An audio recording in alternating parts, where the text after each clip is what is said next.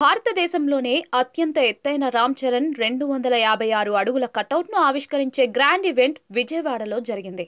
ఈ కార్యక్రమానికి ప్రముఖ నిర్మాత దిల్ రాజు ముఖ్య అతిథిగా హాజరయ్యారు. తన ప్రసంగంలో దిల్ రాజు రాబోయే చిత్రం గేమ్ చేంజర్ గురించి ఉత్తేజకరమైన నవీకరణను మరియు స్వయంగా చిరంజీవి నుండి సందేశాన్ని పంచుకున్నారు. ఈ రోజు మధ్యాహ్నం విజయవాడకు బయలుదేరే ముందు మధ్యాహ్నం 1 గంటకు చిరంజీవి గారికి ఫోన్ చేసి, "సార్, గేమ్ చేంజర్ ఫిల్మ్ సిద్ధంగా ఉంది. మీరు ఇంతకు ముందు చూశారు, కానీ ఇప్పుడు ఫైనల్ మిక్స్ సిద్ధంగా ఉంది. మీరు తప్పక చూడండి" అని చెప్పాను. అతను అంగీకరించి నా ఇంటికి పంపు, నేను చూస్తాను. 2 గంటల 45 నిమిషాలకి చిరంజీవి గారి సినిమా చూడటం మొదలుపెట్టారు అని దిల్ రాజు అన్నారు. హైదరాబాద్ నుండి విజయవాడకు ప్రయాణిస్తున్నప్పుడు కటౌట్ ఆవిష్కరణ కార్యక్రమానికి వచ్చిన కొద్దిసేపటికే చిరంజీవి ప్రతి సన్నివేశానికి ఎలా స్పందిస్తున్నారనే దాని గురించి దిల్ రాజు అంగీకరించారు. అతను చిరంజీవి నుండి కాల్ అందుకున్నాడు. అతను తన ఉత్సాహాన్ని వ్యక్తం చేశాడు. "నేను రామ్ కోసం విజయవాడలో ఉన్నానని చెప్పాను. చరణ్ కటౌట్ ని ఆవిష్కరించి మేము ఈ సంక్రాంతికి వస్తున్నామని మా అభిమానులకు చెప్పండి" అని నిర్మాత దిల్ రాజు ప్రకటించారు.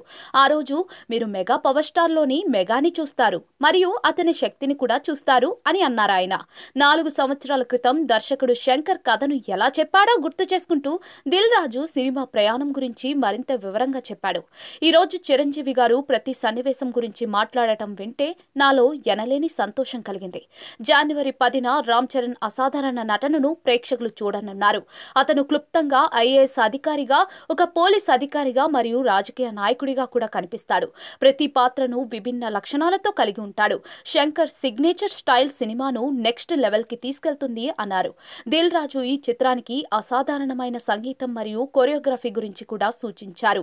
"మీరు పెద్ద స్క్రీన్ పై చూసే 5 పాటలు ఒకదానికొకటి మించిపోతాయి" అని అతను అన్నాడు. సినిమా రన్ టైమ్ ను ఉద్దేశించి ఆయన మాట్లాడుతూ, "తెలుగు ప్రేక్షకులు 2 గంటల 45 నిమిషాల రన్ టైమ్ ని ఆశిస్తున్నారని నేను శంకర్ గారికి చెప్పాను మరియు దానికి అనుగుణంగా చిత్రాన్ని నిర్మించారు" అని దిల్ రాజు అన్నారు. సో ఇందాక నేను విజయవాడకు బయలుదేరినప్పుడు 1 o'clock చిరంజీవి గారికి ఫోన్ చేశాను. "సార్, సినిమా రెడీ అయింది, అప్పుడు మీరు చూశారు, మళ్ళీ ఫైనల్ది చూడాలి" అని. సో ఇంటికి పంపి రాజు చూస్తాను అన్నారు.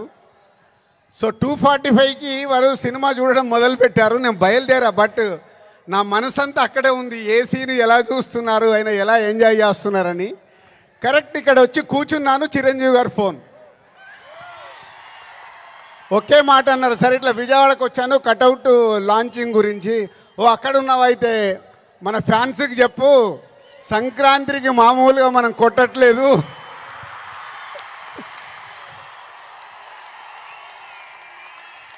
సో సినిమా చూశారు, మళ్ళీ చిరంజీవి గారు చూసి అది ఒకే ఒక మాట చెప్పారు, జనవరి 10 డెఫినెట్గా మీరు మెగా పవర్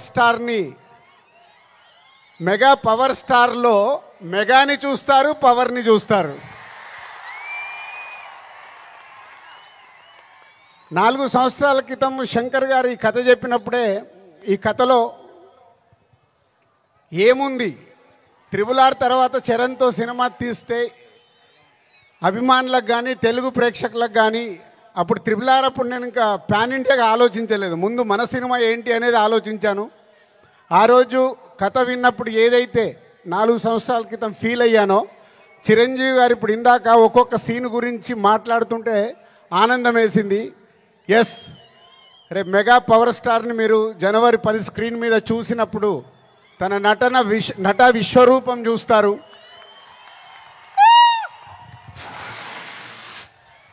ఐఏఎస్ ఆఫీసర్గా, కొద్దిసేపు పోలీస్ ఆఫీసర్గా, ఇంకొద్దిసేపు ఒక పొలిటికల్ లీడర్గా ఉండాల్సిన లక్షణాలతో, ఇలాంటి ఎన్నో దాంతో ఉంటూ శంకర్ గారి మార్క్ పాటలు, రేపు బిగ్ స్క్రీన్స్ మీద మీరు చూడబోతున్న 5 పాటలు దేనికదే లాగుంటాయి.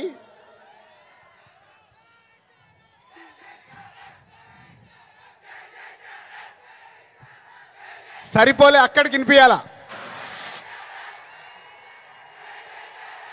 Thank you. సో శంకర్ గారి పాటలు ఒక్కొక్క సాంగ్ని 10 days 12 days షూట్ చేస్తూ ఒక్కొక్క సాంగ్ని తీర్చిదిద్దారు. రేపు అది మనకు స్క్రీన్ మీద ఏ సాంగ్ ఆ సాంగ్ అనే డిఫరెంట్గా ఉంటూ అలరిస్తుంది.